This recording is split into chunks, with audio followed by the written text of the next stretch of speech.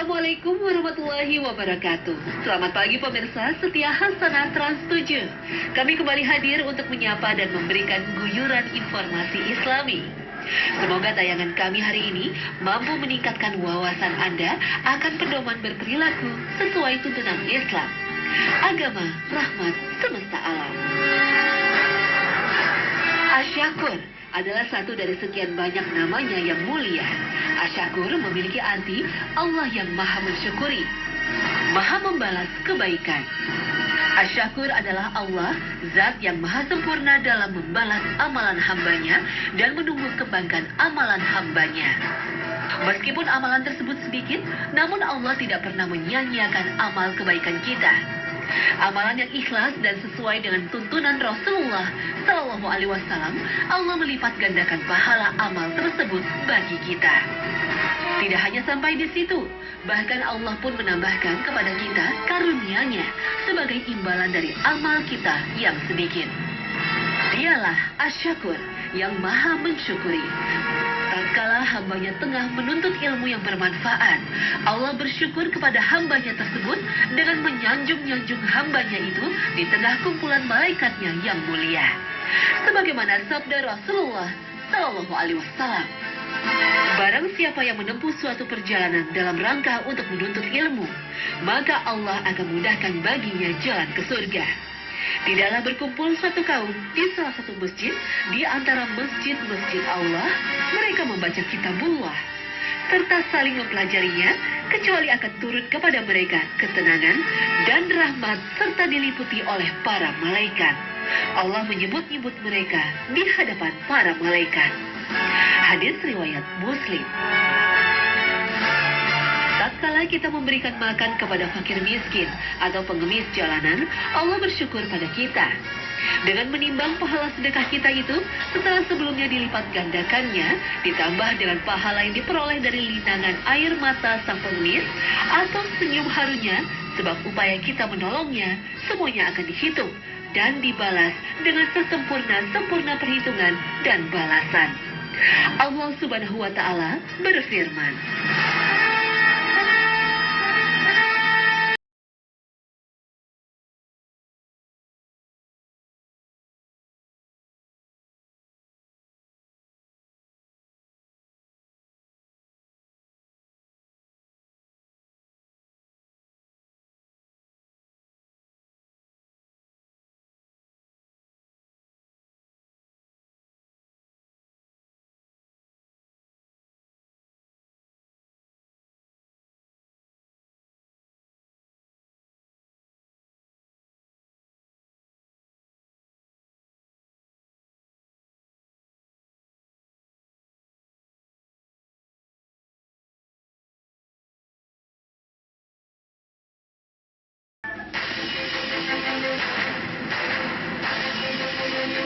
itulah karunia yang dengan itu Allah menggembirakan hamba-hambanya yang beriman dan mengerjakan amal yang soleh. Katakanlah, aku tidak meminta kepadamu sesuatu upah pun atas seruanku kecuali kasih sayang dalam kekeluargaan. Dan siapa yang mengerjakan kebaikan, akan kami tambahkan baginya kebaikan pada kebaikannya itu. Sesungguhnya Allah Maha Pengampun lagi Maha Mensyukuri. Al-Quran Surah Asy-Syura ayat 23. Allah dalam ayat tersebut mensyukuri hambanya yang berbuat kebaikan dengan cara Dia limpahkan kepada hamba tersebut berbagai kebaikan. Bila ia adalah seorang yang gemar berinfak di jalan Allah, maka Allah bersyukur kepadanya dengan menjadikan hartanya makin berlimpah juga berkah. Kebaikan yang kita lakukan, seluruh manfaatnya akan kembali pada diri kita, tidak pada Allah. Namun begitulah Allah. Dialah satu-satunya zat yang pantas menyandang gelar Asyakur, yang maha mensyukuri. Sebab Dia masih saja sudi memberikan kesyukurannya kepada kita tatkala kita lengah beramal kebaikan. Padahal Allah sama sekali tidak mendapatkan manfaat sedikitpun dari kebaikan yang kita kerjakan tersebut. Allah berfirman, berkatalah seorang yang mempunyai ilmu dari Alkitab, aku akan membawa singgasana itu kepadamu sebelum matamu berkedip. Maka tatkala Sulaiman melihat singgasana itu terletak di hadapannya, ia pun berkata, "Ini termasuk kurnia Tuhanku untuk mencoba aku apakah aku bersyukur atau mengingkari akan nikmatnya. Dan barang siapa yang bersyukur, maka sesungguhnya dia bersyukur untuk kebaikan dirinya sendiri. Dan barang siapa yang ingkar, maka sesungguhnya Tuhanku Maha Kaya lagi Maha Mulia." Al-Quran, Surah An-Naml, ayat 40. Begitu banyak amalan kebaikan yang seringkali dianggap sepele untuk kemudian dikerjakan oleh seorang hamba. Namun ternyata menjadi sebab baginya memperoleh keberuntungan baik dunia terlebih lagi kelak di akhirat. Salah satunya adalah istighfar. Istighfar atau memohon ampun kepada Allah dengan mengucapkan kalimat Astaghfirullahaladzim atau Astaghfirullah wa atubu ilah adalah amal ibadah yang sangat ringan diucapkan oleh setiap muslim. Namun memiliki keutamaan yang begitu banyak. Istighfar yang diucapkan dengan hati yang ikhlas serta penuh kehinaan dan pengakuan kepada Allah akan dosa-dosa yang pernah dilakukan, selain dapat menggugurkan dosa, melembutkan hati, menambah keimanan, juga dapat melancarkan rezeki, mempermudah mendapatkan keturunan, hingga sampai menurunkan hujan setelah sebelumnya kemarau berkepanjangan. Sebab itu wajarlah bila kemudian dalam ritual sholat meminta hujan atau sholat istisqa, kita diperintahkan untuk banyak beristighfar kepada Allah Subhanahu wa Ta'ala. Maka aku katakan kepada mereka, mohonlah ampun kepada Tuhanmu. Sesungguhnya Dia adalah Maha Pengampun, niscaya Dia akan mengirimkan hujan kepadamu dengan lebat, dan membanyakkan harta dan anak-anakmu, dan mengadakan untukmu kebun-kebun, dan mengadakan pula di dalamnya untukmu sungai-sungai. Al-Quran Surah Nuh ayat 10 hingga 13. Begitu sedikitnya ibadah yang kita mampu kerjakan, namun Allah dengan sifat asyakur yang maha mensyukuri memberikan balasan atas amal kecil kita itu dengan berlipat ganda. Jika bukan karena sifat Allah yang maha mensyukuri setiap amal ketaatan hambanya, yang maha melipat gandakan pahala segala amal soleh, sekecil apapun itu, maka niscaya tidak akan ada yang masuk surga. Karena segala ketaatan yang kita lakukan kepada Allah tidak cukup untuk dapat membalas kenikmatan yang telah Allah Ta'ala karuniakan untuk kita selama hidup di dunia. Sebab itulah Rasulullah Shallallahu Alaihi Wasallam bersabda. Diriwayatkan dari Abu Hurairah radhiyallahu anhu bahwa ia mendengar Rasulullah Shallallahu Alaihi Wasallam bersabda, seseorang tidak akan masuk surga karena amalannya semata. Sahabat bertanya, termasuk engkau ya Rasulullah? Beliau Shallallahu Alaihi Wasallam menjawab, termasuk aku, kecuali jika Allah melimpahkan rahmat dan karunia-Nya kepadaku. Hadis riwayat Bukhari dan Muslim. Masya Allah, Rasulullah saja yang sempurna akhlaknya, yang diampuni segala kesalahannya, baik yang telah lalu maupun yang akan datang, sampai menganggap bahwa dirinya tak akan dapat memasuki surga jika bukan karena rahmat Allah yang maha membalas setiap amal kebaikan. Lalu pertanyaannya, bagaimana dengan kita yang begitu banyak dosanya, begitu sedikit amal solehnya, dan buruk akhlaknya?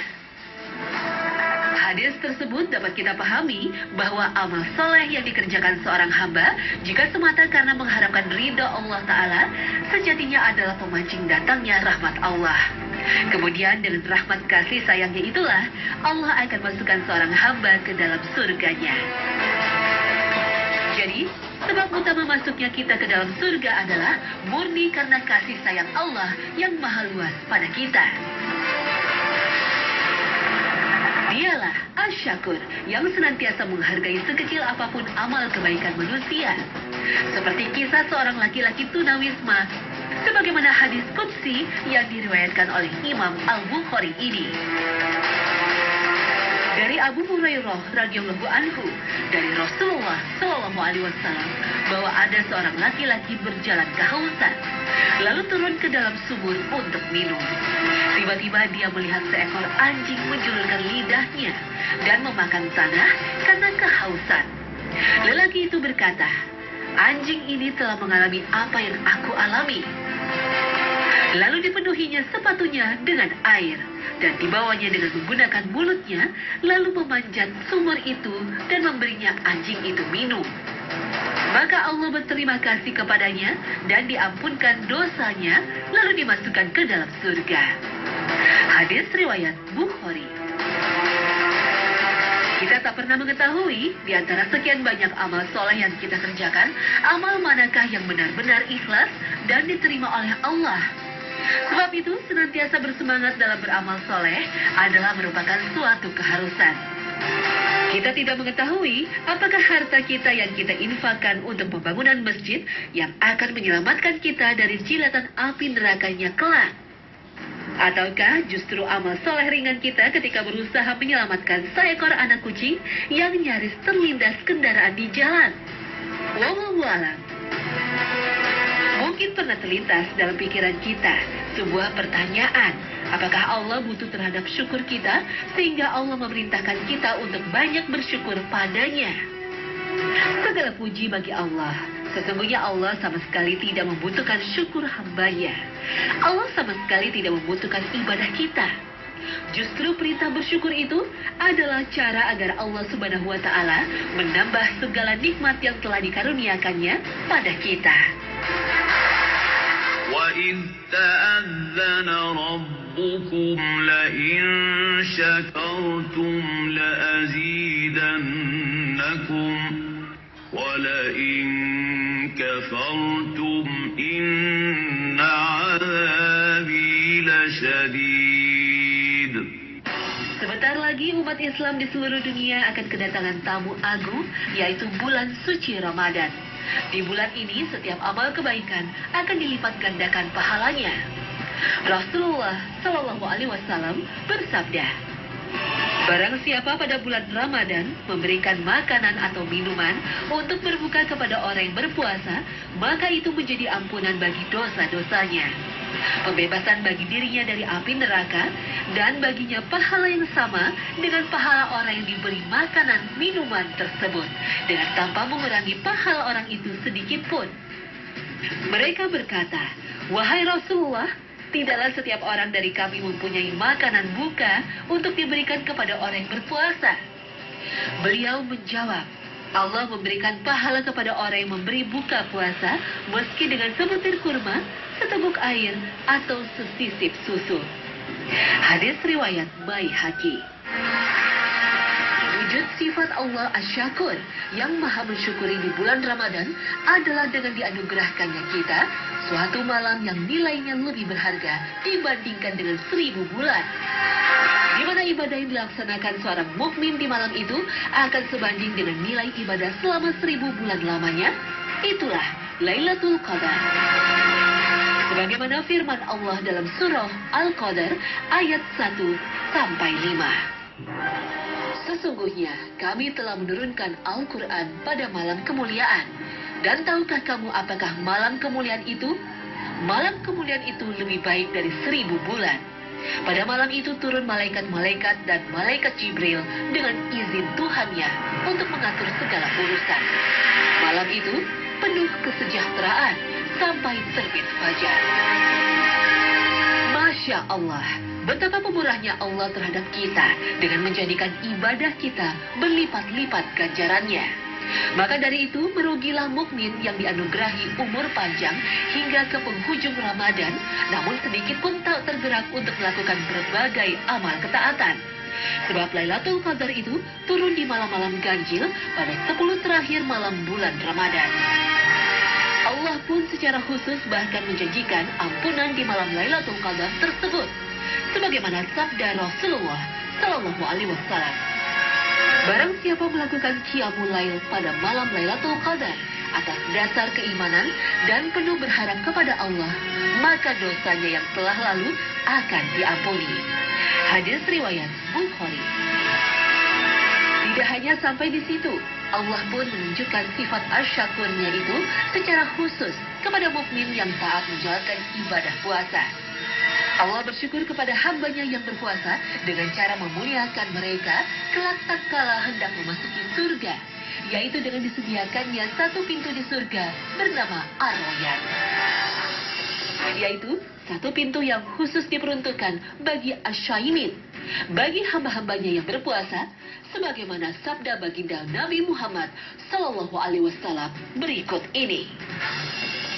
Sesungguhnya di surga ada suatu pintu yang disebut Ar-Rayyan. Orang-orang yang berpuasa akan masuk melalui pintu tersebut pada hari kiamat. Selain orang yang berpuasa tidak akan memasukinya. Kelak orang yang berpuasa akan diseru, "Mana orang yang berpuasa?" Lantas mereka pun berdiri. Selain mereka tidak akan memasukinya, jika orang yang berpuasa tersebut telah memasukinya, maka akan ditutup, dan setelah itu tidak ada lagi yang memasukinya. Hadis riwayat Bukhari. Allah pun menunjukkan kemahasyukurannya yang lain atas hambanya yang berpuasa dengan menjanjikan dua macam kebahagiaan bagi orang yang berpuasa. Satu kebahagiaan di dunia, dan yang satunya adalah kebahagiaan tiada tara yang akan diperoleh seorang hamba kelak di akhirat. Sebagaimana sabda Rasulullah SAW. Bagi orang yang berpuasa ada dua kebahagiaan. Kebahagiaan ketika berbuka dan kebahagiaan ketika bertemu dengan Rabb-Nya. Hadis muttafaq alaih. Ya, dua kebahagiaan Allah janjikan bagi setiap hambanya yang melaksanakan ibadah puasa dengan ikhlas dan benar. Yang pertama adalah kebahagiaan yang Allah segerakan kita untuk merasakannya, yaitu berupa rasa gembira dan sukacita yang membuncah manakala tiba waktunya berbuka. Suatu kebahagiaan yang memang khusus dirasakan oleh orang-orang yang beriman tatkala berpuasa dengan penuh keikhlasan. Kemudian kebahagiaan yang kedua adalah kebahagiaan yang Allah tunda untuk menikmatinya hingga kelak kita menjejakkan kaki kita di dalam surga. Suatu kebahagiaan sekaligus kenikmatan yang paling tinggi kelak di surga. Kebahagiaan dan kenikmatan yang mengalahkan segala kenikmatan surga, yaitu kebahagiaan kita tatkala kita menyaksikan lekat-lekat wajah Allah Subhanahu wa Ta'ala.